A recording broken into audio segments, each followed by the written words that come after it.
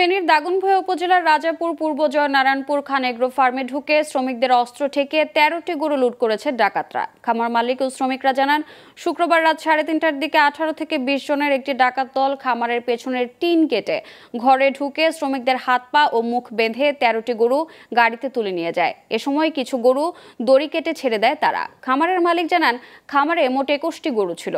লুট হওয়া গরুগুলো উন্নত শাহিওয়াল জাতের। প্রতিটি গরুর ওজন ৬ মনের বেশি। ফেনীর অতিরিক্ত পুলিশ সুপার দিন মোহাম্মদ জানান, পুলিশ ঘটনাস্থল পরিদর্শন করেছে। এই ঘটনায় জড়িতদের ধরতে অভিযান চলছে। রাজাপুর ইউনিয়নের পূর্ব রামনারায়ণপুর গ্রামের খান এগ্রো নামক একটা খামার থেকে ২১টা গরুর খামারিদেরকে জিম্মি করে চোরেরা, অজ্ঞাতনামা চোরেরা চুরি করে নিয়ে যায়।